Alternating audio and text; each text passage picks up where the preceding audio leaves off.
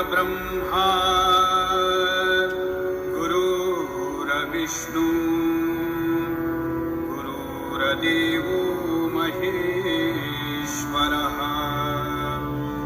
गुरु साक्षात् परब्रह्मा तस्मै श्री गुरवे नमः. आपल्याला सांगितलेलं आहे, त्याचं कारण आपल्याला सांगितलेलं आहे की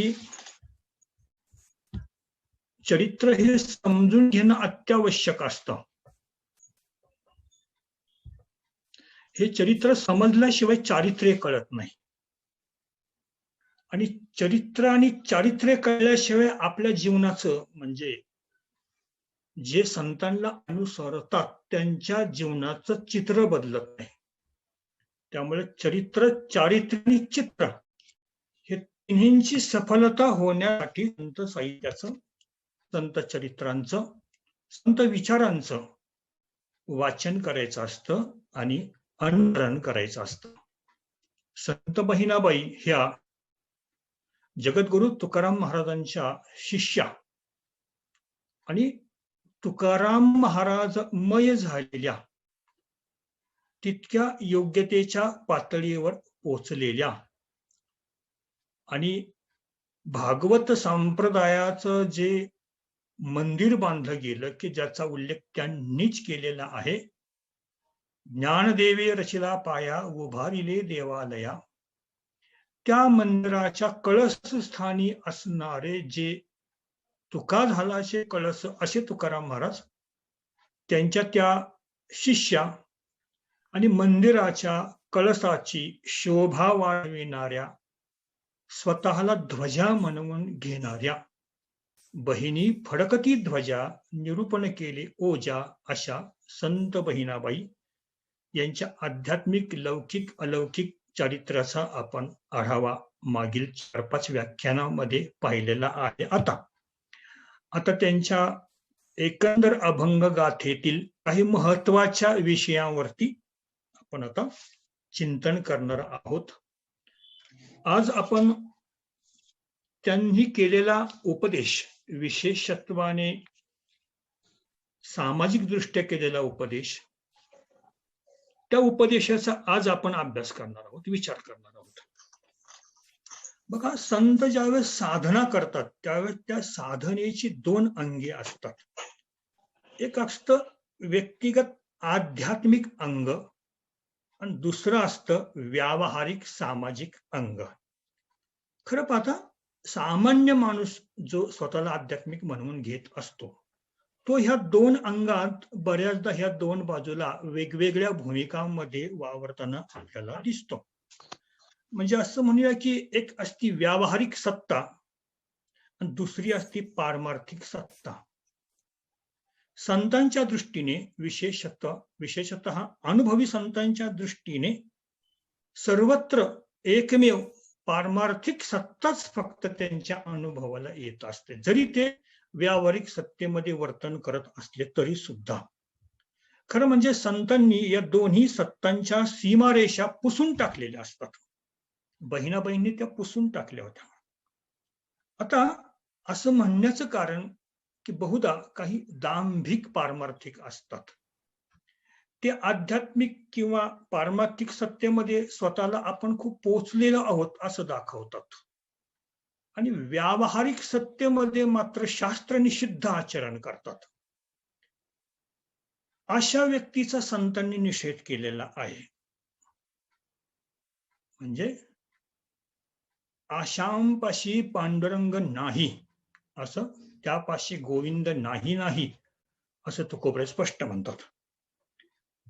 तर आत्मत्वातूनच जगताकडे पाहणं हा बहिणाबाईंचा किंबहुना सगळ्याच संतांचा, आपण विशेषतः इथे वारकरी संतांचा विचार करत असल्यामुळे वारकरी संतांचा हाच दृष्टिकोन आहे.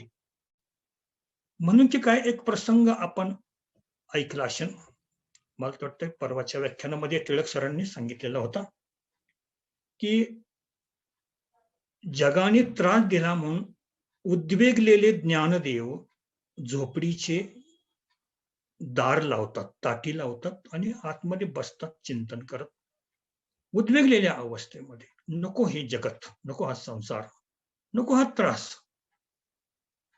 आणि त्यावेळेस संत मुक्ताबाई जे काही कार्य करतात, ज्ञानदेवांचं देवत्व जाग करतात. त्यावेळेस त्यांनी जो उपदेश केलेला आहे ताटीच्या अभंगातून, तो खरं पाहता तो आम्हा सर्वांसाठी आहे की आध्यात्मिक जगत आणि व्यावहारिक जगत याच्यामध्ये फारकत न करता पारमार्थिक सत्तेतूनच जगताकडे पाहायचं असतं. जसं जसं माऊली हरिपाठात म्हणतात बघा, हरिदिशे जनी वनी आत्मतत्वी. अगदी नाथ महाराजही त्यांच्या हरिपाठात म्हणतात बघा की ज्याला सर्वत्र हरी दिसू लागतो त्याला पूजा, ध्यान, जप वगैरे करण्याची काही गरज नाही.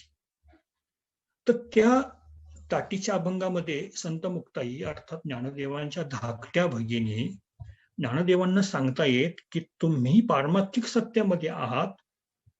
जगतातले अज्ञानी जीव स्वतःला व्यावहारिक सत्यातलेच मानतात, त्यांना याची काही कल्पना पण नाही. त्यांनी तुम्हाला छळलेलं आहे, त्रास दिलेला आहे. अगदी वेदांताच्या भाषेत सांगायचं तर पंचदशीमध्ये सांगितलेलं आहे की अज्ञानी माणसं असतात ते चिदाभासातून बोलत असतात आणि ज्ञानी हा कूटस्थातून जगाकडे पाहत असतो. त्यामुळे चिदाभासातून असलेल्या अज्ञानी जनांनी कोणी त्रास दिला तर कूटस्थात असलेल्या ब्रह्मचैतन्यामध्ये असलेल्या ज्ञानाला त्यांचा राग येण्याचे कारण नाही. मुक्ताबाई सांगतात आपल्या ज्ञानदादांना, साहे अपराध जनाचा योगी पावन मनाचा, साहे अपराध जनाचा. तुम्ही तरुणी विश्वतारा ताटी उघडा ज्ञानेश्वरा. विश्वपट ब्रह्म दोरा ताटी उघडा ज्ञानेश्वरा. विश्व रागे झाले वह्नी संती सुखे व्हावे पाणी. याच्यातला भाव आपल्या आता लक्षात आला असेल की व्यक्तिगत आध्यात्मिक अंग आणि व्यावहारिक सामाजिक अंग जगताना संत कसे बरं जगत असतील. आणि खरं पाहता स्वतः अध्यात्मात साक्षी भावाने राहून समाजाला अध्यात्माकडे वळविणे, भक्ती मार्गाकडे नेणे, हेच तर संतांचं खरं कार्य आहे. म्हणून तर नारदजी त्यांचं गुण गातात भक्ती सूत्रामध्ये, सतरती सतरती स लोकांस तारयती. आता याच नारदांची प्रतिज्ञा आठवली बघा. श्रीमद भागवताच्या सुरुवातीला जे भागवत महात्म्याचे 6 अध्याय आलेले आहेत त्याच्यातील बहुतेक पहिल्या की दुसऱ्या अध्यायामध्ये ही कथा आलेली आहे की ती जी भक्ती माता आहे, दलित गात्र झालेली आहे, तिची मुलं, ज्ञान, वैराग्य, ती कथा आपल्याला नक्कीच लक्षात आली असेल. त्या भक्ती मातेला वचन देतात, प्रतिज्ञा करतात ना. जी कोणती प्रतिज्ञा करतात बघा. अन्य धर्मांस तिरस्कृत्य पुरस्कृत्य महोत्सवान तदानाहम हरिर्दासो लोके त्वाम न प्रवर्तये. याचा आशय असा की मी बाकी अन्य धर्म म्हणजे भक्तीला पोषक नसलेले त्यांचा त्याग करून तुझा महिमा वाढवीन असं भक्तीला आश्वासन देतात आणि प्रतिज्ञा घेतात. तस्मिन् त्वाम स्थापयिष्यामि गेहे गेहे जने जने. भागवत महात्म्याच्या दुसऱ्या अध्यायातला हा श्लोक आहे, बहुतेक 13वा-14वा श्लोक आहे. आता बघा इथे बहिणाबाईंची हीच भूमिका आहे, वारकरी संतांची हीच भूमिका आहे. खरं पाहता बहिणाबाईंचे जे सद्गुरू आहेत जगद्गुरु तुकाराम महाराज यांची भूमिका काय आहे ती पाहू. कारण त्याचा पूर्ण प्रभाव बहिणाबाईंवरती पडलेला आहे. कसा पडला याचा सविस्तर विस्तार आपण मागील 5 व्याख्यानामध्ये पाहिलेला आहे. बुडता हे जन न देखवे डोळा, ही तुकोबरायांची अंतरीचा कळवळा समाजाविषयी, जनाविषयी. आणि मग ते ज्या मार्गाने जातात त्या मार्गाने जाण्यासाठी संत पुकारतात, यारे यारे लहान थोर याती भलते नारी नर करावा विचार न लगे चिंता कोणाशी. समाजाच्या उद्धाराच्या कार्यात वारकरी संत पहिल्यापासून अग्रेसर आहेत. समाजापासून फटकून दूर गेलेले नाहीत, गिरीकंदरात बसलेले नाहीत. समाजात राहून अध्यात्म साक्षी भावाने पाहून त्यांनी जगाचा उद्धार केलेला आहे. आणि म्हणूनच नाथ महाराजही म्हणतात बघा, निषेध मुखाने नाथ महाराज हरिपाठात म्हणतात, आपण तरला यात काय नवल, जगा तारील तोची भला, अव स्वतःचा उद्धार तर कोणीही करून घेईल, पण स्व उद्धार करत असताना जगदोद्धार करतो तो भला. वारकरी संतांना त्यांचं अगदी म्हणजे त्यांची प्रतिमा जर वर्णन करायची झाली तर मौलींची एक ओवी आहे ज्ञानेश्वरीमध्ये, ते चालते ज्ञानाचे बिंब, तयांचे अवयवते सुखाचे कोंब, एर माणूसपण भांब लौकिक भाग. दिसायला ते वरून माणसं दिसतात, परंतु ते चालते ज्ञानाचे बिंब आहेत. चालते म्हणजे काय? एका जागेवर बसून, गिरिकंदरामध्ये बसून, कुठेतरी खोपटीमध्ये बसून, गुहेमध्ये बसून स्व उद्धार करणारे अनेक होऊन गेले. पण चालते ज्ञानाचे बिंब बघा, आदिगुरु शंकराचार्य चालत नसते राहिले तर 4 धाम झाले असते का? आमचे सगळे संत चालणारे आहेत. म्हणून पसायदानामध्ये सुद्धा माऊली चला कल्पतरूंचे आरव म्हणतात. चालणारे, हे चालत राहणं, चरैवती चरैवती म्हटलेलं आहे त्याला. बहिणा बहिणी हे दोन्ही बाजू जोडलेले आहे, आध्यात्मिक जीवन साक्षी भावातलं आणि सामाजिक जीवन व्यावहारिक भावातलं. म्हणजे ज्याला आपण तटस्था आणि आस्था, व्यक्तिपरता आणि सामाजिकता, आध्यात्मिकता व कुटुंब जीवन असं म्हणूया. म्हणजे बहिणा बहिणी एक अतिशय सुंदर असं समतोल साधलेला आहे. कुठं? अंतर्मुख होणं आणि बहिर्मुख होणं सामान्यांना नाही जमत आहे. अगदी किती पट्टीचा पारमार्थिक करणारा, स्वतःला पारमार्थिक किती म्हणू दे त्याने, तो अंतर्मुख आणि बहिर्मुखतेच्या सीमारेषा पुसून टाकू शकत नाही. तो व्यवहारात येतो त्यावेळेस तो सामान्य बनलेला असतो. जरी तो परमार्थामध्ये किती साधना करत असेल, किती जप करत असेल, किती काय काय काय करत असेल, पण ज्यावेळेस तो बहिर्मुख होतो, व्यवहारामध्ये येतो, त्यावेळेस तो सामान्याती सामान्य बनतो. असं नकोय. दोन्हींचा समतोल साधता यायला पाहिजे, असं बहिणा बहिणी साधून दाखवलेलं आहे. थोडक्यात वारकरी संप्रदायाची सर्वसमावेशक आणि समन्वयशील दृष्टी कशी असते हे बहिणाबाईंच्या या चरित्रातून, विचारातून, तत्वज्ञानातून आपल्याला पाहायला मिळते. काय झालं, त्या काळामध्ये मुस्लिम राजवट होती आणि मुस्लिम राजवटीचा प्रभाव असून सुद्धा आपल्या संस्कृतीचे रक्षण, जडण घडण समाजात आपल्या या वारकरी संतांनी, किंबहुना संतांनी म्हणूया, संतांनी केली. आपण वारकरी संतांविषयी बोलत असल्यामुळे वारकरी संतांनी ही जडणघडण रक्षण केलेलंच आहे हे निश्चित. वारकरी परंपरेचे अन्वेषण आणि संक्रमण कसे झाले याचं चित्रण संत बहिणाबाईंनीच अभंगामध्ये केलेलं आहे, जो अभंग आपण सुरुवातीला उद्धृत केला होता. ज्ञानदेवी रचिला पाया उभारिले देवालया, इथपर्यंत ठीक होतं. म्हणजे यावनी आक्रमण महाराष्ट्रावरती झालेलं नव्हतं. ज्ञानदेवांनी पाया रचला भागवत मंदिराचा, पण त्याच्यानंतर आक्रमण महाराष्ट्रावरती आलं आणि तिथून पुढचं अत्यंत श्रेष्ठ कार्य विपरीत काळामध्ये सुद्धा ज्या पुढील संतांनी केलं त्याचा महिमा बहिणाबाई पुढे गातात. नामातयाचा किंकर तेने केला हा विस्तार, जनार्दन एकनाथ खांब दिला भागवत, तुका झालाशे कळस भजन करा सावकाश, आणि बहिणी फडकती ध्वजा निरूपण केले ओजा. म्हणजे काय की हे परंपरेचं अन्वेषण आणि संक्रमण याचं चित्रण या अभंगात बहिणाबाईंनी केलेलं आहे. वारकरी संप्रदायाच्या परंपरेच्या त्या परंपरा संवादक आहेत, त्या सांगत आहेत की परंपरा कशा प्रकारे पुढे संक्रमित झाली आणि वर्धित झालेली आहे.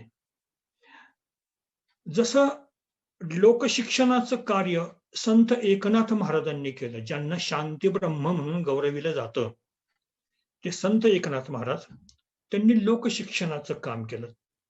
तीच पद्धत पुढे बहिणाबाईंनी सुद्धा केलेली आहे. बघा, एकनाथ महाराजांनी समाजाशी संवाद साधत असताना जो काही अध्यात्म प्रसार केला तो अभंगांच्या द्वारे केला. विशेषतः गवळणी म्हणजे गवळणपर अभंग, भारुडातून फार मोठं त्यांनी समाज प्रबोधन केलेलं आहे.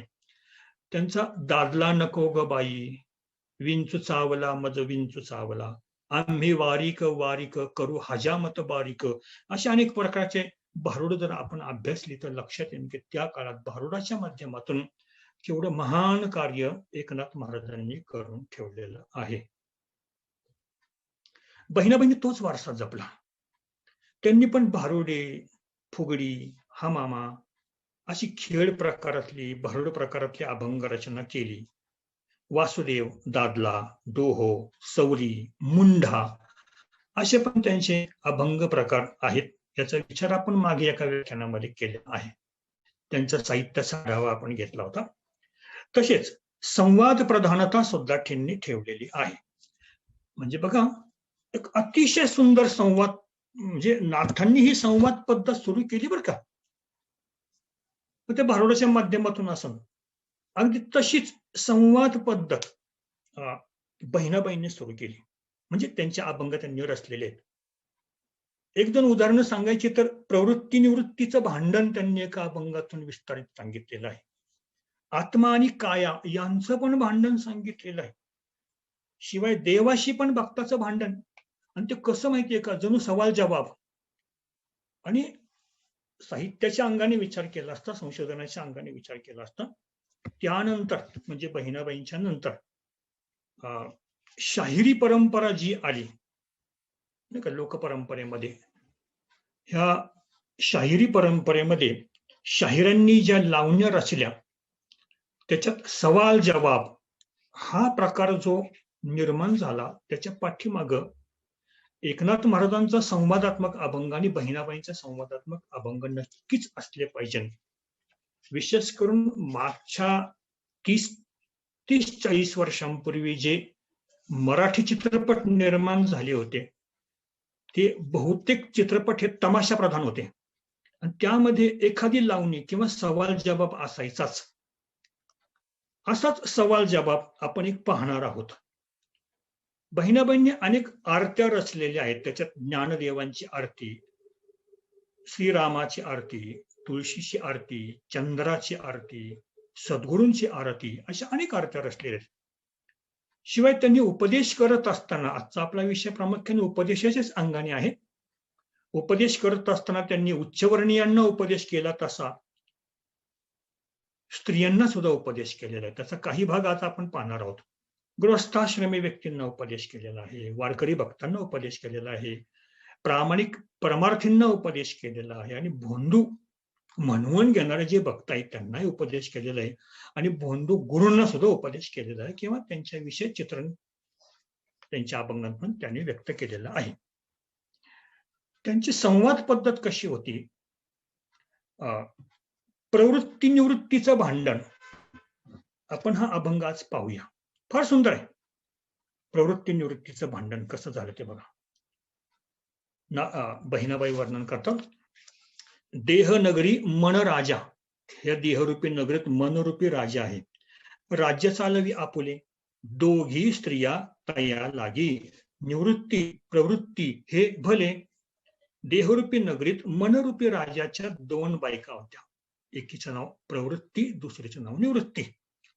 निवृत्ती ज्ञानाची कन्या, निवृत्तीच्या पित्याचं नाव ज्ञान, आणि प्रवृत्ती अज्ञानी ओतले, प्रवृत्तीच्या पित्याचं नाव अज्ञान. आता दोघी ह्या मनरूपी राजाच्या बायका असल्यामुळे दोघी मध्ये सवती मत्सर सुरू झाला. सवती मत्सर दोघी तया भांडण लागले. संपूर्ण अभंग पाहण्याजोगा आहे, आपण थोडेसे संवाद त्याच्यातून पाहणार आहोत. बघा, प्रवृत्ती काय म्हणते बघा निवृत्तीला. प्रवृत्ती म्हणते, तुझे नामची निवृत्ती येथे तुझं ठाव कैसा. तुझं नावच निवृत्ती आहे या जगामध्ये, जगतामध्ये तुला जागाच नाही, कशाला आली शीत. निवृत्ती म्हणते, मुळी मीची आहे पाही. तुला कळत नाही. निवृत्ती म्हणते मीच आहे, तुझ्या आधीपासून मीच आहे आणि तुझ्यानंतरही मीच आहे. जाये हो तू परती, अज्ञान हा तुझा पिता. तुझं मुळी ठाव कैसा, तुझ्या बापाचंच नाव अज्ञान आहे.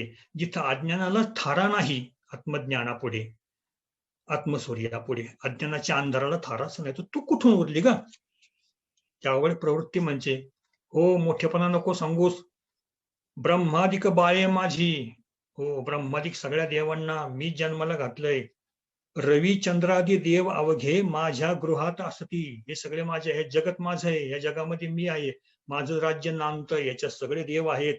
सनकाधिक माझे नातू. मग पण तू कोण सांग आता. प्रवृत्तीने आपला विस्तार सांगितला. निवृत्ती काय म्हणते, अगं ब्रह्मचंद्राधिक जे तू सांगते ना ते सगळे माझ्या सत्तेने आहेत, माझ्या सत्तेवरती आहेत. प्रवृत्ती म्हणते मुळीच नाही, माझ्याशिवाय कुणाचं कामच चालत नाही म्हटले. यज्ञ करत असताना रामाला सीतेची गरज पडली, पण सीतेचा त्याग केला होता श्रीरामाने. मग त्यावेळेस मायावी स्त्री बनवावी लागली ना, म्हणजे शेवटी माझीच मदत घ्यावी लागली ना, तेव्हा तो यज्ञ सांग झाला ना. निवृत्ती म्हणते तुला कळत नाही, ते श्रीरामाला लौकिक अर्थाने तसं करावं लागलं. कारण श्रीरामाच्या अंतर्यामी जो निवृत्तीचा भाव होता त्या रूपात मी श्रीरामाच्या अंतर्यामी होतेच. तुला काय माहिती. प्रवृत्ती म्हणते हे बघ निवृत्ती, मला तुझं बाकीचं काही सांगू नकोस. हे सारे लोक वेडे आहेत का. जगात लोक काय, माणसं काय, किडामुंगीपासून सगळे, पर अगदी त्रैलोक्यच घेऊया, जगत कशाला. त्रैलोक्यात तुझ्या संगतीत जर सुख असतं तर लोक माझ्या नादी का लागले असते, लोक प्रवृत्ती मार्गाला का धावले असते, जर तुझ्याकडे सुख असलं असतं तर. निवृत्ती म्हणते माझं सुख तुला काय माहिती. माझ्या संगतीत काय सुख आहे हे तुला नाही कळणार. निवृत्ती सांगते तिला, सांगते तुला माझं सुख काय आहे ते. निवृत्ती सांगते बरं का. उन्मनी हे नाम माझे. बघा, उन्मनी हे नाम माझे, मज निर्गुणाचा संग, सगुण आरते बाई, मी तव अव्यय अभंग. मी निर्गुणाच्या संघामध्ये असते, सतत उन्मनी मध्ये असते. उन्मनी अवस्थेतलं सुख काय आहे हे तुला गुणामध्ये असलेल्या, त्रिगुणमय असलेल्याला काय कळणार आहे. जो गुणांच्या पलीकडे गेलेला आहे त्यालाच उन्मनीचा किंवा स्थूल सूक्ष्म कारण देहाच्या पलीकडे जागृती स्वप्न सुषुप्ती ज्यांनी ओलांडलेले आहे. काल्याच्या कीर्तनामध्ये भगवंत गोपाळांना म्हणतो की शिंके लावेले दुरी, होतो तिघांचे मी वरी. मी तिघांच्या वर खांद्यावर वर चढतून ते शिंक्यातलं लोणी घेतो. ते तिघे कोण, हे सत्वरजतम. या तिघांच्या पलीकडे भगवंत गुणातीत आहे. तुला काही गुणातीताचं सुख कळणार, असं निवृत्ती प्रवृत्तीला म्हणते. त्यावेळेस मात्र प्रवृत्ती खवळते बरं का. ती मग प्रतिज्ञाच घेते. ती काय म्हणते निवृत्तीला, ऐक ओ निवृत्ती एक, तुझे स्थळ येथे कोण, इतके सांगे मज मी हो जाईन येथून. हे बघ निवृत्ती, ह्या विश्वब्रह्मांडामध्ये तुझं स्थळ कुठे आहे ते दाखव मला, तुझी जागा मला दाखव. ते जर तू दाखवू शकली ना तर मी इथून निघून जाईल. निवृत्ती म्हणते माझं स्थळ तुला कळणारच नाही. तुला माझं स्थळ सांगते काय आहे ते, नीट ऐक. निरंजन वनस्थळ माझे निवृत्तीचे आहे. निरंजनी आम्ही बांधिले घर, तुकोबरे सांगतात. निरंजन वनामध्ये माझं स्थळ आहे. भाऊ माझा परमार्थ, यश मिथ्या बाई नव्हे. माझ्या भावाचंच नाव परमार्थ आहे. भाव आणि निजबोध पुत्र, ही माझी दोन मुलं आहेत, भाव आणि निजबोध. शांती क्षमा होय ऐशा निवृत्ती कन्या, माझ्या दोन मुली आहेत शांती क्षमा. भाव आणि निजबोध पुत्र, शांती क्षमा होय ऐशी निवृत्ती कन्या, ज्ञानाची हे बोलो जाय. आता मात्र प्रवृत्तीने चंग बांधला बरं का. तिने ठरवलं की आपण असा एक सवाल टाकू की निवृत्तीचे बोलती बंद व्हायला पाहिजे, तोंडच बंद करायला पाहिजे. तिने प्रवृत्ती म्हणते निवृत्तीला, तू निरंजनात राहतेस, परावाणीतून फिरते, पण मला सांग जगाचा व्यवहार ज्या वैखरी वाणीत चालतो तिथं तुझं काय आहे ग. बोलशी जिये वाचे ते व प्रवृत्तीचे आहे ठाई. तू परावाणीतून राहते, व्यक्त होते किंवा त्याच्याही पलीकडे जातेस, पण वैखरी वाणी माझ्या ताब्यात आहे ना, त्याचं काय. बोलशी जिये वाचे ते व प्रवृत्तीचे आहे ठाई, तुझे बाई काय येथे हो सावध तू देई. आणि खरंच निवृत्त क्षणभर कुंठित झाली बरं का, कारण आपण व्यक्तच होत नाही ना वैखरीतून. मग तिला आठवलं, तिने विचार केला. बघा सवाल जवाब कसा चालू आहे. आपण खरोखरच असं काही, मला वाटतंय अनेक शाहिरांनी पूर्वी हे सवाल जवाब लिहिलेले आहेत. आपण त्याच्यात काही आध्यात्मिक सुद्धा लावण्यात त्याच्यावरती आहे. तर त्याचा जर नीट विचार केला तर फार सुंदर आहे सवाल जवाब. एकमेकांना ज्याला आपण वेदांतामध्ये खंडन मंडन म्हणतात तसा हा प्रकार आहे बघा. तर निवृत्तीला अचानक आठवलं आणि ती काय म्हणते प्रवृत्तीला. बराच वेळ विचार केला निवृत्तीने. प्रवृत्तीला म्हणाली, तव एक आठवले तुझे माहेर वहिले, सांगव मज लागी मायबाप कोण बोले, इतके सांगव बाई खरे खोटे तेथ कळे. निवृत्तीने अगदी ज्याला शस्त्रच काढलं महत्वाचं बाहेर. प्रवृत्तीला म्हणते निवृत्ती, मला सांग तुझे आईबाप कोण, तुझं माहेर कोणतं, खरं खोटं कर आता इथंच आपण. प्रवृत्तीने कडाडून विरोध केला. असं म्हटल्यावर प्रवृत्तीने निवृत्तीला कडाडून विरोध केला आणि प्रवृत्ती निवृत्तीला काय म्हणते बघा, अज्ञान हा माझा पिता, अज्ञान हा पिता, माझा अहंकार पूर्वज, अहंकार हा माझा पूर्वज आहे, अज्ञान हा माझा पिता आहे. मोह काम क्रोध पुत्र, मोह काम क्रोध पुत्र हे माझी मुलं आहेत. कन्या आशाधिक मज, आशा मनीषा ज्या काही सगळ्या वासना आहेत त्या माझ्या कन्या मुली. क्षेत्र हो हे घर, हे जे घर आहे म्हणजे जे उपाधी आहे, देह पिंड हे माझं घर क्षेत्र, त्याला क्षेत्र म्हटलेलं आहे. क्षेत्रज्ञ योग श्रीमद भगवद्गीता अध्याय 13. क्षेत्र हे हो माझे घर, घर माझे काय पुसतेशी मज, जायतो येथून आता नये बोलता लाज. आहे का तुझं अस्तित्व येतं काय, बघ माझा पिता किती श्रेष्ठ आहे. निवृत्ती म्हणते, वा वा वा. आता मला एक सांग, ज्या घराचा तू एवढा टेंबा मिरवतेस ते घर जेव्हा जळतं तेव्हा तू कुठं गाजतेस, हा देह जेव्हा नष्ट होतो त्यावेळेस तू कुठं जातेस. आणि ज्ञानाने अज्ञानाचा नाश झाल्यावरती मग तू कुठं राहिलीस ग प्रवृत्ती. मन तरी शिल्लक राहतंय का, मनामुळं आपण दोघी आहोत ना, मन तरी शिल्लक राहतं का. आणि जिथं मन शिल्लक राहत नाही त्याच्या पलीकडे माझं स्थान आहे. घर जेव्हा जळे तुझे तेव्हा कोठे तू राहाशी, अज्ञान हे पडे जैसे रवी प्रकाश तमाशी, मनपण मन सांडी ते तू कोठे गे बाई. हे बघ, ज्ञान व अज्ञान हे स्वरूपात नसतात, हे मनाने मांडलेले आहेत, संकल्प विकल्प मनाने मांडलेले आहेत. ते स्वरूप अज्ञानाच्या पलीकडे आहे आणि ज्ञानाच्या सुद्धा पलीकडे आहे. जसं अज्ञानाचा नाश करायचा असतो, खंडन करायचा असतो, ज्ञानाचं खंडन करायचं असतं. हे जाण आणि सद्गुरूंना शरण जा, असा पण निवृत्तीने प्रवृत्तीला उपदेश केला. मग मात्र प्रवृत्ती गप्पच बसली. कारण बघा ना, ती ज्या देहाचा उल्लेख करत होती, स्वतःचं स्थळ सांगत होती, ज्या अज्ञानाचा उल्लेख करत होती, आपले माता पिता किती मोठे आहे ते सांगत होती, पण ज्यावेळेस देह जळून जातो, नष्ट होतो आणि ज्ञानाने अज्ञान नष्ट होतं, भगवत साक्षात्काराने आत्मसाक्षात्काराने अहंकार जळून जातो, तत्वमसी महावाक्याचा साक्षात्कार होतो, त्यावेळेस कुठं गेलं हे प्रवृत्तीचं हे सर्व ऐश्वर्य, कुठं गेलं, संपलं सगळं. मग प्रवृत्तीने माघार घेतली आणि माघार घेऊन ती निवृत्तीला म्हणते की मला सद्गुरू कोणते सांग, आपण दोघी बहिणी आहोत, आपण सुखाने नांदू, आपण भांडणं करायची नाही. म्हणते बरं का ती, निवृत्ती बहिणी तुम्ही आम्ही नांदो येथे, सुखे सुख मनपणी. गे निवृत्ती बहिणी, माझ्या भगिनी, तू आणि आम्ही आपण दोघांनी येथे या देहरूपी पिंडामध्ये सुखाने नांदू, पण मला गुरूंचं लक्षण सांग, गुरूंची प्राप्ती करून दे. कारण तू मला सांगितलं ना, सद्गुरूंना शरण जा, मनाला उन्मन कर. आणि मग निवृत्तीने तिला उपाय सांगितला आणि शेवटी बहिणाबाई करतात, सवतीचा द्वैत गेला अवघी निवृत्ती तत्वता, मनची मन झाले ठेविता चरणी माथा, एक रूप दोन्ही झाल्या सवती भांडता भांडता. अतिशय सुंदर असा हा जो संवादात्मक भाग आहे, मूळ गाथेतून आपण जरूर वाचा. नाथांच्या सुद्धा भारुडामध्ये असा अनेक प्रकारचा संवाद आहे आणि फार सुंदर आहे. सवाल जवाब प्रकारातला आहे, खंडन मंडन प्रकारातला आहे. आपण पाहत होतो तत्कालीन सामाजिक परिस्थितीवर सुद्धा बहिणाबाईंनी अक्षरशः कोरडे ओढलेले आहेत.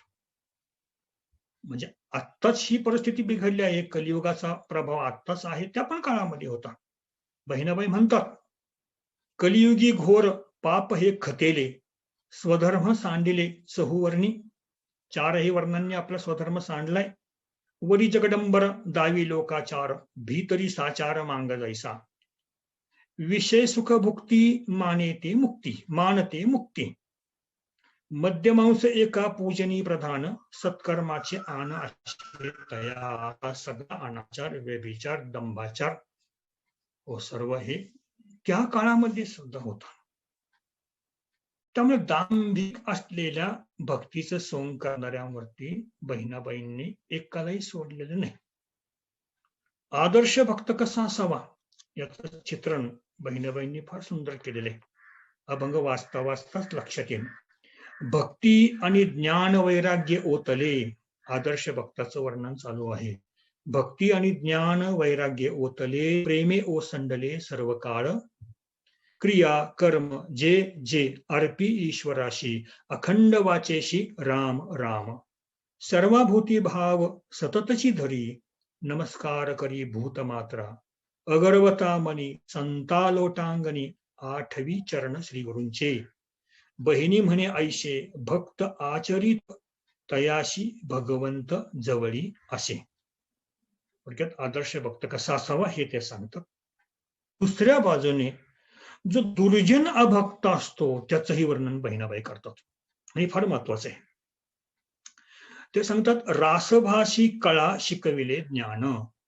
रासभ म्हणजे गाढव, कळा म्हणजे गाणे, गायन कला. गाढवाला गायन कला शिकवली. रासभाषी कळा शिकविले ज्ञान. स्वधर्माचरण काय सांडी. तो त्याचं बोंबलायचं काम करतोस ना, नंतर ओरडतोस ना, किती त्याला सुंदर गाणं जरी शिकवलं तरी.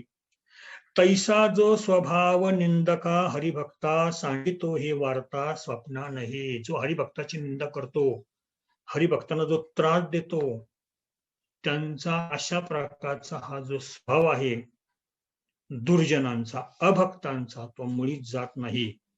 अनेक उदाहरणांनी त्या पटवून देतात. मर्कटाशी जरी सुखासन दिधले, तरी काय सोहळे होते तया. माकडाला सुंदर आसन दिलं बनवून, मग ते काय एका जागेवर बसणार आहे का, ते उड्या मारणारच ना. श्वानाची या अंगा लाविला चंदन, कुत्र्याच्या अंगाला चंदनाचा लेप लावला. उकिरडा शयन न करी काय, तो उकिरड्यात जाऊन बसणारच ना. घुशी उंदराशी वावणी मंचकी, घुशीला आणि उंदराला मोठ्या प्रेमाने आणलं आणि त्यांना मंचकावरती बसवलं. काय उकिरशेची न काढी ती, थोड्या वेळाने ते मंचकाला उकरून काढतील, पोखरून टाकतील. सर्पाविंच वाशी शर्करा आदी दूध, काय ते पा शुद्ध विषाणू. हे एक संकल्पना आहे त्या काळामध्ये की सापाला दूध पाजलं की त्याचं रूपांतर विषात होतं. वाघुळाशी घरी आणून ठेवले. वटवाघळाला प्रेमाने घरी आणलं. घरी आणून ते काही बसणार आहे का, ते उलट टांगून घेणार त्याला.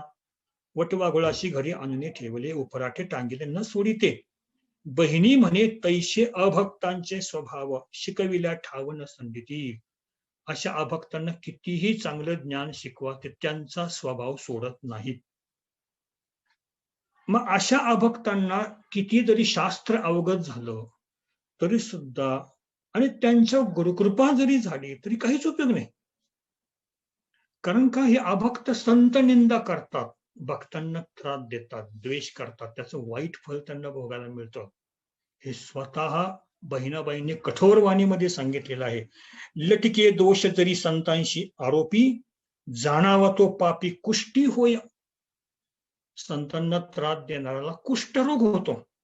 नसतेची दोष आरोपी ती संता, जाते अधपतावाशी.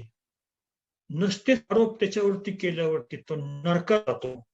पिता माता वध करू बाप सोपे, दोषे विशेष संत निंदे. मातृपितृ हत्यारांपेक्षा संत निंदा माफी सांगितलेला आहे, बहिणाबाई सांगतात. त्यांचा मुख्य जो विचाराचा जो प्रवाह आहे, तो प्रवाह समाजाकडे आहे. आत्मोद्धार आणि समाजोद्धार. परमेश्वराची कृपा संपादन करताना प्रपंच व समाजाकडे पाठ फिरवू नये. व्यक्ती जीवन आणि समाज जीवन दोन्हीही शुद्ध राखावे. त्या प्रकारे वारकरी संघांचं हे महत्वाचं कार्य आहे. हे कार्य बहिणाबाईंनी जोराने पुरस्कारलेले आहे आणि तेच कार्य वाणीतून म्हणजे आणि लेखणीतून दोन्हीतून त्यांनी हे विचार प्रकट केलेले आहेत. अशा ह्या बहिणाबाईंनी जो काही उपदेश केलेला आहे त्याचा थोडक्यात विचार करू. बहिणाबाईंचा कर्मयोगा संदर्भातला उपदेश आहे. विशेष करून गृहस्थाश्रमींसाठी उपदेश आहे. त्या सांगतात की वर्णाश्रम धर्माचे पालन करावे. लक्षात घ्या, 400 वर्षापूर्वीचा काळ आहे. त्यावेळेस ही वर्णाश्रम व्यवस्था त्या मनाने भक्कम होती. त्या सांगतात, आतावे स्वधर्म जाणावे ते परम, जेणे कर्म ब्रह्म हातवशे, तेव्हा ते आतोडे ब्रह्म सर्वगत, भूती भगवंत सर्व होय. स्वधर्माने आचरण केले असता कर्म ब्रह्म हातामध्ये येतं आणि ब्रह्म सर्वगत असल्याचा अनुभव येतो. सर्वत्र भगवत साक्षात्कार होतो. आपण बहिणाबाईंच्या चरित्रामध्ये मागं पाहिलेलं आहे की बहिणाबाईंनी आपल्या पातिव्रत्य धर्माचं मनपूर्वक निर्धाराने पालन केलेलं आहेच आणि ते करत असताना पुढे त्यांनी पूर्ण जीवन त्यांनी भगवंताला समर्पण केलेलं आहे. कर्मण्यधिकारस्ते मा फलेषु कदाचन, गीतोक्त श्लोकाचा उपदेशही त्यांनी आपल्या अभंगातून केलेला आहे. वेदविहित कर्म करावे, कर्मत्याग करू नये, फळाची आशा धरू नये आणि अहंकाराच्या त्यागाने कर्तृत्वाचा त्याग करतो तसं होऊ देऊ नये, अशी कर्माची चतसूत्री बहिणाबाईंनी या अभंगात केलेली आहे. आणि आश्रम धर्म कर्माचं जर आचरण केलं असता क्रममार्गाने उद्धार कर त्यांचा बघा, त्यांनी तो क्रम सांगतात. आश्रमाचे धर्म चालविल्यावरी काय होतं? आश्रम धर्म चालवल्यावरती काय होतं? शुद्धते अंतरी चित्त होय, चित्त शुद्धी होते. पुढे चित्तशुद्धी झाल्यामुळे मग काय होतं? तेनेची वैराग्य मनाशी ठसावे, वैराग्य मनामध्ये असतं. त्यानंतर मग काय करायचं? श्रवणे मनने होय मोक्ष तया, मग श्रवण मनने ध्यासनादी त्याने मोक्ष प्राप्त होतो. आश्रमाच्या युगे सर्व सिद्धी घरा होईल अंतरा एकनिष्ठा. आपापल्या वर्णाश्रम धर्माप्रमाणे आचरण केलं असता सर्व सिद्धी घरात येतात. बहिणी म्हणे नव्हे काय आश्रमी, पाहिजे स्वधर्मी एकनिष्ठा. पण स्वधर्मात एकनिष्ठा पाहिजे. आश्रमाच्या स्वधर्माने काय म्हणून प्राप्त होणार नाही असा सुद्धा त्या निर्वाळा देतात. खरं म्हणजे बहिणाबाईंचा स्वतःचाच अनुभव त्या सांगतात. आपण बघितलं बघा त्यांच्या साहित्याचा थोडा अभ्यास करताना की बहिणाबाईंनी मनाचे श्लोक सारखे स्वतःचे पण काही श्लोक रचलेले आहे. म्हणजे अगदी मनाच्या श्लोकामध्ये जर त्यांचा हा अभंग व्हायचा झाला तसा सुद्धा म्हणता येईल बघा. गृहस्थाश्रमी तू सुखे नंद पारे, स्वरूप स्थिती बरे राही पारे, जेने ज्ञान वैराग्य ते आंदनी रे, असेवर मते बहिणीशी भावले रे. समर्थांच्या मनाच्या श्लोकाची आठवण. आणि समर्थ संप्रदायाची कृपा आहे बहिणाबाईंची. स्वामी वडगावकरांमुळेच बहिणाबाईंना जगद्गुरु तुकाराम महाराज लाभलेले आहेत. प्रस्थाश्रमी तू सुखेनांद पारे, स्वरूप स्थितीशी बरे राही पारे, जेने ज्ञान वैराग्य ते आंदनी रे, असे वर्मले जेने भावले रे, असं त्या वर्णन करत आहेत. आता त्यांनी विशेष करून स्त्रियांना एक खास पद्धतीने उपदेश केलेला आहे. फार महत्वाचा उपदेश आहे तो. पतिव्रता स्त्रियांना त्यांनी केलेला उपदेश आपण पाहूया. तत्पूर्वी माऊलींनी काय म्हटलं बघा, पतिव्रता स्त्रीबद्दल माऊलींनी काय म्हटलं बघा. ज्ञानेश्वरीच्या 16व्या अध्यायातली ओवी आहे ही, 456वी ओवी आहे. माऊली वर्णन करतात. पच्चिया मता अनुसरोनी पतिव्रता, अनायाशे आत्महिता भेटेची ते. पतीच्या मताप्रमाणे जर तिने अनुसरण केलं तर त्या पतिव्रतेला आपोआप अनायाशे त्या पतिव्रतेला आत्महित भेटतं. हा जुना काळ आहे बरं का. पतीला देव मानण्याचा तो काळ, मग तो कसा का असेना देव मानण्याचा तो काळ आहे. आज हे विचार पटणार नाहीत किंवा पटले तरी पचणार नाहीत, थोडे अवघड आहेत. परंतु याच्या पाठीमागे एक सूक्ष्म निष्कर्ष निघतो बघा. एखादी पतिव्रता जेव्हा आपल्या पतीशी एकरूप झालेली असते त्यावेळेस तिच्याकडून आपोआप ती एक प्रकारची तपश्चर्या घडत असते. तिचं चित्त तिथंच एकाग्र झालेलं असतं, बाह्य विषयांकडे जात नाही. म्हणजे इंद्रिय निरोध, विषय चिंतन, इंद्रिय निरोध होऊन विषय चिंतन सुद्धा होत नाहीये. म्हणजे नकळत तपश्चर्या घडते. धर्माचरणाने ब्रह्मज्ञानास आवश्यक अशी भूमिका प्राप्त होते. कर्तव्य बुद्धी आणि त्यागमय जीवन जगताना चित्तवृत्तीचा निरोध अनायासे करतो. पतिव्रता स्त्रीच्या एकंदर ह्या कर्माबद्दल सांगितलेलं आहे. इतकंच काय, कुटुंब जीवन भक्कम होतं. आज कुटुंब जीवन ढासळत चाललेलं आहे. कुटुंब जीवनाचा आधारस्तंभ स्त्री आहे, पुरुष नाहीये. विचार केला तर कुटुंब जीवनाचा म्हणतो मी, नाही तर घरामध्ये माणसं राहतातच नाही, पण कौटुंबिक जीवन ज्याला म्हणतात ते खऱ्या अर्थाने. म्हणून स्त्रिया ज्या काही मर्यादा घालून दिल्या होत्या त्या काळामध्ये, मी त्या काळातलं सांगतो बरं का, हल्लीचं नाही, तर त्याच्या पाठीमागे एक फार महत्वाची भूमिका होती की कुटुंब जीवन अजूनही भारताचं कुटुंब जीवन भक्कम आहे. याचं कारण आपली विवाह संस्था. हो, एक पतिव्रत, पतिव्रते जैसा तार प्रमाण आम्हा नारायण तैशा परी. नारायणाविषयी असलेली एकनिष्ठा व्यक्त करताना तुकाराम महाराज उदाहरण पतिव्रतेच घेत आहेत. बहिणाबाईंचा अनुभव आहे स्वतः, त्यांनी पातिव्रत्य धर्म पालन केलेलं आहे.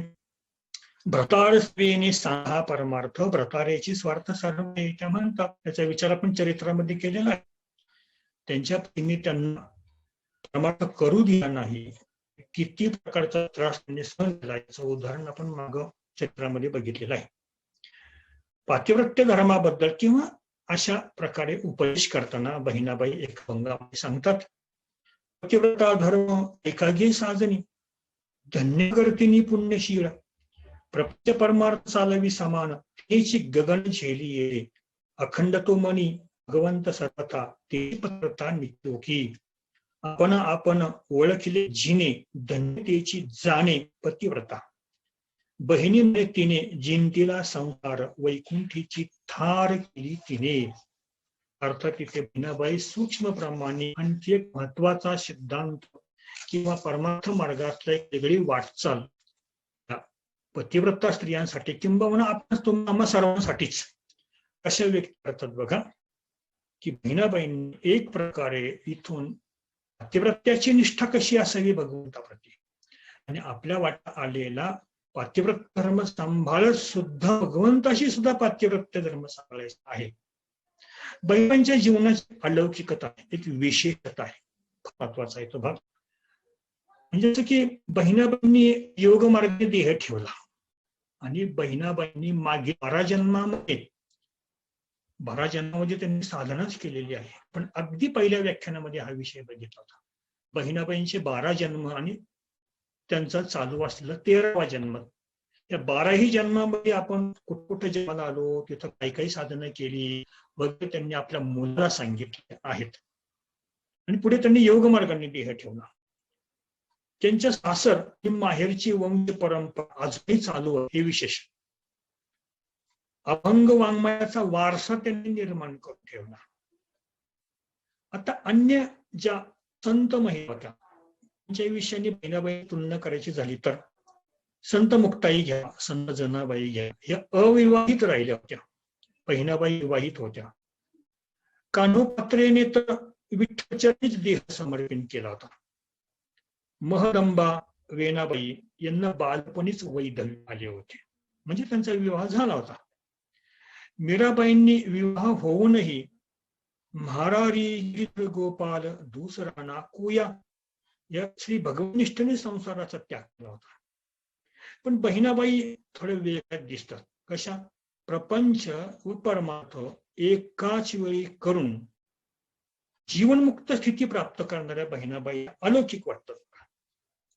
पण एक गोष्ट आणखी लक्षात घ्या, जसं एक मुद्दा आपण सुरुवातीला बघितली की आध्यात्मिक जगतातून व्यावहारिक जगत जसं सांभाळायचं आहे किंवा आध्यात्मिक दृष्टीनेच व्यावहारिक जगताचा व्यवहार पाहायचा आहे, व्यवहार तर करायचा आहे व्यावहारिक पातळीवर, तरी सुद्धा आपली तटस्थ आध्यात्मिकता सोडायची नाही. तसं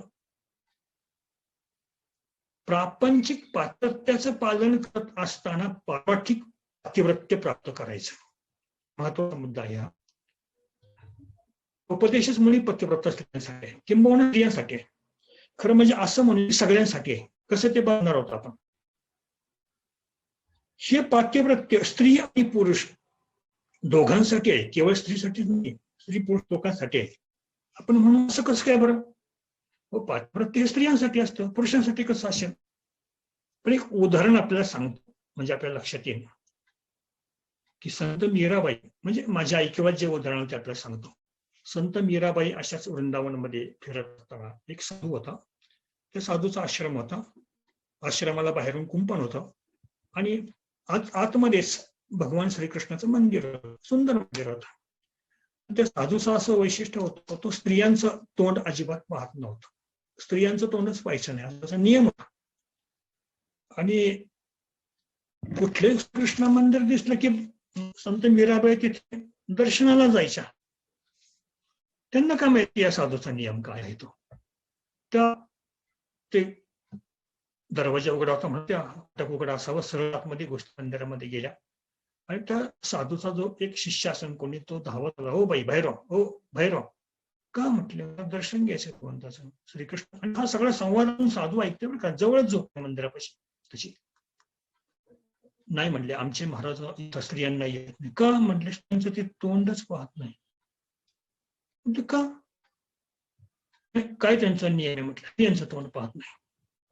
मीराबाई हसून म्हणल्या, मला वाटलं जगामध्ये, मला तर माहिती होतं की या विश्वामध्ये भगवान श्रीकृष्णच एकमेव पुरुष आहेत. हा दुसरा पुरुष तुमचा साधू, तुमचे गुरु आले कुठून? या विश्वामध्ये एकच पुरुष आहे आणि भगवान श्रीकृष्ण, बाकी सगळ्या स्त्री. हे वाक्य ऐकतं मात्र तो साधू बाहेर आला. तुम्ही असं का बोलला? मग सांगितलं मीराबाईंनी, भगवंत मायाधीश आहे आणि बाकी सगळे जीव हे मायाधीन आहेत. मायाधीश जीव हा तिचा पती आहे आणि तो खरा पुरुष आहे. आपण सगळे मायेच्या अधीन आहोत. जोपर्यंत आपण मायेच्या अधीन आहोत तर तोपर्यंत आपण लिंगभेदाने स्त्री किंवा पुरुष असो, अवस्थेत आपण सगळे स्त्रिया आहोत. साधूने लोटांगण घातलं, तो भाग वेगळा. इथे सांगायचं काय की जोपर्यंत माईकता केलेली नाही तोपर्यंत तो वरून दिसायला पुरुष असो स्त्रियाच. मग पातिव्रत्य धर्माचा उपदेश कोणासाठी? बहिणाबाईंचा किंवा स्त्रियांसाठीच का? पुरुषांसाठी. मग कोणता पातिव्रत्य धर्म? अलौकिक पातिव्रत्य धर्म बहिणाबाई सांगतात बघा. कारण त्या प्रत्येकाला त्या परमेश्वर पतीचा ध्यास लागला पाहिजे. मग त्यासाठी सर्वस्व गमावे लागले तरी सुद्धा चालेल. इथे पती कोण? परमेश्वर. आणि आपण कोण? त्याच्या स्त्रिया. स्त्री लिंगभेदाला अजिबात म्हणू नाही येत. याला एक प्रकारे व्यभिचारी भावाचे अंग म्हटले. आपण त्यांच्या विशेष करून तुकाराम महाराजांच्या गाथेमध्ये व्यभिचारी भावाचे अंग आहेत. व्यभिचारी प्रकारातल्या गवळणपर अभंग मौलींचे फार सुंदर आहेत. मौलींचे एक सुंदर अभंग आहे. त्या भगवंतरूपी पतीला उद्देशून कशा बोलतात बघा. एक विरहिणी आहे, संसारी रहिणी आहे. तिला भगवंतरूपी पतीचा ध्यास लागलेला आहे. तिचा स्वतः स्वपती असणंही मौली वर्णन करतात बघा. मज न गमे हा संसारो म्हणून केला भ्रातारो लोक अनाचारू नती मज. मला हा संसारात आवडत नाही म्हणून मी हा व्रतार केला. कोणता? भगवंतरूपी व्रतार केला. चंचल झाली म्हणती मज कवना सांगू हे जीवीचे गुज. बापर देवी वरा विठ्ठला वाचवणे ने सत राहणे त्याचे पायी. तुकाराम महाराज त्यांचे सुद्धा विरहिणीचे अभंग आहे, विचार प्रकरणाचे अभंग आहेत. परपुरुषाचे सुख भोगे तरी उतरोनी करी घ्यावे शीश. अहो, या संसारातल्या पुरुषाच्या सुखाला घेऊन बसता. तो जो संसाराचा आधीश परमात्मा आहे त्याला परपुरुष म्हटलेलं आहे. खरं म्हणजे परपुरुष याचा अर्थ परेच्या पलीकडचा पुरुष, परावाणीच्या पलीकडचा पुरुष. हा देहाने नेमून दिलेला पुरुष काय कामाचा? परपुरुषाचे सुख भोगे तरी, पण ते सुख जर प्राप्त करायचं असेल मात्र स्वतःच मस्तक करून हातावर घ्यावं लागतं. उतरवणी करी घ्यावे शीश. संसार आगी आपुलीनी हाते लावणी मागुते पाहू नये. त्या परपुरुषाकडे जायचं आहे ना, त्या पतिव्रतेने आपल्या संसाराला आग लावून माग वळून पाहायचं नाही. हो, तुकोबारायांचा अभंग आहे आमच्या जरूर पहा आपण. जाळवणी संसार पैसल अंगणी असं त्या अभंग म्हणत आहेत. बहिणाबाईंनी काय म्हटलं बघा, ऐके साजनी स्वहिताच्या कोणी सांगत आहे मनी धराई. पण बहिणाबाईंनी सुरुवातीला धोक्याची सूचना दिली बरं का. कोणाला? ज्यांचं संसारामध्येच मन रमलेलं आहे, ज्यांच्या पात्रता योग्यता झालेली नाही परपुरुषाकडे जाण्याची. परपुरुष कोण? भगवंत. परम आत्मा, परमपुरुष, परपुरुष, परेच्या पलीकडचा, चौदेहाच्या पलीकडचा असलेला, जो अकार उकार मकार अर्धमात्राने बिंदूच्या पलीकडचा असलेला कृपा सिंधू प्राप्त करून घ्यायचा असेल, जर तुमच्यात ती पात्रता नसेल तर नका जाऊ, तुमची फजिती होईल. आपुलिया संसारा काहीही धरा, सांगता हे धरा मनोभावे, पुरुषाचे काय सांगू सुख, हरे सर्व दुःख संसाराचे. एक प्रकारची तुलना केली बघा बहिणीबाईंनी, सुंदर तुलना केलेली. एक प्रपंचरूपी पती आहे आणि दुसरा परमार्थ रूपी पती आहे. प्रपंचरूपी पती हा प्रारब्धाने प्राप्त झालेला आहे. परमार्थ रूपी पती हा आपण त्याचेच अंश आहे. खरं म्हणजे तो सतत आपल्या जवळच आहे. प्रपंचरूपी पतीला काही मर्यादा आहेत. कोणत्या बघा? तो नाशिवंत आहे, शाश्वत आहे, ठराविक काळापुरता आहे. चला, त्याच्याशी विवाह झाला आहे देवाच्या अंगाने, त्याच्या भावना जपल्या पाहिजे, जपा. पण हा जो शाश्वत पती आहे भगवंत, तुकोबाचा सुंदर अभंग आहे बघा. हाच नेम आता न फिरे माघारी, हाच नेम आता न फिरे माघारी, बैसले शेजारी गोविंदाच्या, घररिघी झाले राणी वरिले सावळे परब्रह्म. म्हणजे मी त्याच्या मागे लागूनच गेले. तुकोबारे वर्णन करतो, घररिघी झाले म्हणजे बरंच त्याच्या घरात मी शिरले आणि शिरून शिरून मी त्याची पट्टराणी पण झाले. वरिले सावळे परब्रह्म म्हणून बलियाचा अंग संग झाला आता, नाही भय चिंता तुका म्हणे. भगवंत गोपाला सहित वनात गेले असताना त्यांना भूक लागली असता त्यांनी आपल्या मित्रांना सवंगड्यांना यमुनेच्या पलीकडे जे ऋषी आहेत त्यांच्या ऋषींच्या आश्रमात पाठवलं की ऋषी पत्न्यांना आपल्याला काही खायला आणा. ऋषी पत्न्या आपल्या पत्नीची कसलीही परवानगी न घेता, कशाला परवानगी घ्यायची? भगवंत भेटला जायला हा जो शरीराचा पती त्याची परवानगी घ्यायची गरज नाही. अन्न घेऊन भगवंताकडे गेल्या. सर्व गोपाळ जेवले हे त्यांच्या नवऱ्यांना कळलं. त्यांनी बायकांना खूप बोलले, कर्मठ होते ते आणि मारलं सुद्धा. पुन्हा भगवंताची मुरली कानावर पडल्यावर ह्या सगळ्या जणी निघाल्या असताना एक जण सावध होता, तो ऋषी. त्याने आपल्या बायकोला खांबाला बांधून ठेवलं. बघू तू कशी जातेस. तिचा जीव तळमळत होता भगवंताला भेटायला. ती आपल्या नवऱ्याला म्हणते, हे बघा, माझ्या पित्याने तुम्हाला दिली, म्हणजे माझ्या या देहावर तुमचा अधिकार आहे, पण माझ्या आत्म्यावर तुमचा अधिकार नाहीये. हा घ्या तुमचा देह, मी चालले. प्राण सोडला त्या यज्ञपत्नीने. देहपतीच्या ताब्यात, आत्मा भगवंताकडे. हे सांगतात व्यावहारिक वृत्ती ठेवा सांगितले या प्रापंचिक पतीशी, आणि नीती ध्यासन ठेवा कोणाशी? पारमार्थिक पतीशी. एकांत पतीशी रममान व्हा असं सांगितलंय. एकांत पतीशी रममान व्हा असं तर सांगितलंय, पण भगवंताशी ध्यानाने रममान व्हा असं म्हटलंय. एक पतीची, व्यावहारिक पतीची इच्छा जाणून वर्तन करा असंही म्हटलंय, पण भगवंताची शास्त्राची आज्ञा मात्र आचरण करा असं त्यांनी स्पष्ट म्हटलं. आणि शेवटी फुगडीच्या माध्यमातून त्यांनी ज्या पतिव्रता स्त्रियांना परपुरुषाची इच्छा असेल, लक्ष द्या, परपुरुष म्हणजे परमपुरुष भगवंत, तो प्राप्त करून घ्यायचा आहे, त्यांच्यासाठी फुगडीच्या माध्यमातून बहिणाबाई उपदेश करत आहे. बस तेवढा उपदेश बघायचा ना आपल्याला, थांबायचं. त्या सांगतात, ही जर फुगडी तुम्हाला खेळायची असेल ना तर तयारी यावर का. हो, मग मागचं काही शिल्लक ठेवायचं नाही, मागचा दोर कापून टाकायचा. स्पष्ट सांगतायत त्यात. फुगडी घे विवेक धरी घे, काही परतुनी मागे मग तूच हरी घे. परतुनी माग बघू नकोस, तू हरीला प्राप्त करशील. ती काय कर, भूमीवरी झाडी अंतरीचा काम क्रोध काढी. सांडी माया ओढी मन होय भावा गडी. म्हणजे तसा वेळ आला, पारमार्थिक पतीला प्राप्त करायचा असेल, भगवंताला प्राप्त करायचं असेल, तर वेळ आलीच तर मग जे आडे येणारे असतात त्यांचा त्याग कर. आणि हा त्याग केला. बिभीषणाने श्रीरामासाठी सख्या भावाचा त्याग केला, भरताने आईचा त्याग केला.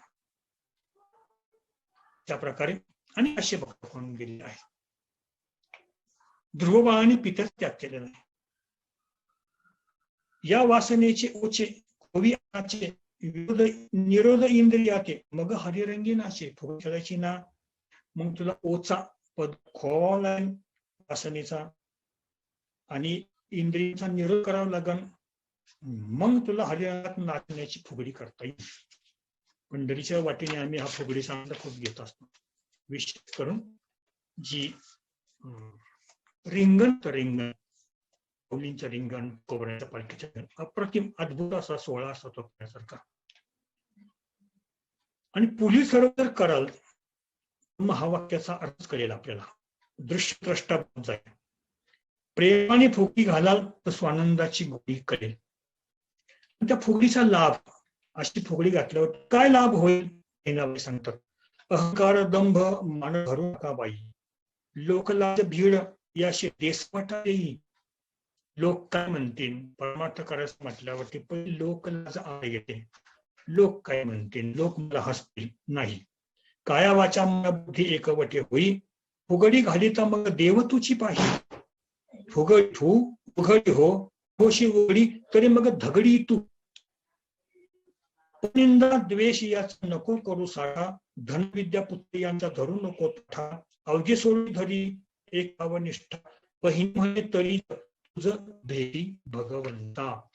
अर्थात अशा प्रकारचं त्याला परम श्रेष्ठ पातिव्रत्य म्हणतात. व्यावहारिक लौकिक पातिव्रत्य तर करायचं, ते तर बहिणाबाईंनी केलंच केलं, पण पुढे त्यांनी परमश्रेष्ठ पातिव्रत्य सुद्धा निभावलेलं आहे. अशा प्रकारे आपण बहिणाबाईंच्या उपदेशाचा विचार केलेला आहे. त्यांच्या अभंग गाथेत अशी जी वेगवेगळ्या विषयांची जी प्रकरण आहेत त्यांचा आपण यानंतर पुढील व्याख्यानामध्ये क्रमशः विचार करणार आहोत. झाली सेवा संतचरणी समर्पित करून मी इथे थांबत आहे. पुंडलिक हरी विठ्ठल श्री ज्ञानदेव तुकाराम पंढरीनाथ भगवान की जय. मुली ज्ञानेश्वर महाराज की जय. जय गुरु तुकाराम महाराज की जय.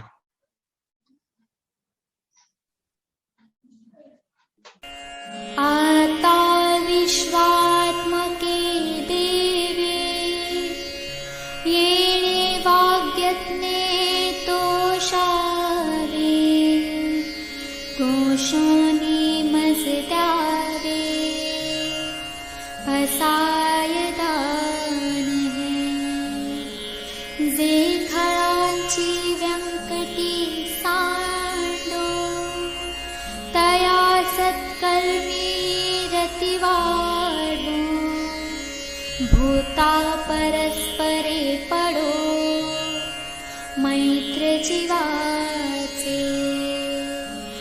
दुरितांचे तिमिर जाओ विश्वसधर्म सूर्य पाहू. जो जे वांछिल तो ते लाभो प्राणी जात. वर्षत सकळ मंगळी ईश्वर निष्ठांची मांदियाळी. अनवरत भूमंडळी भेट तू भूता. चला कल्पतरूंचे आरव चेतना चिंतामणींचे गाव. बोलते जे अर्णव पियुषाचे.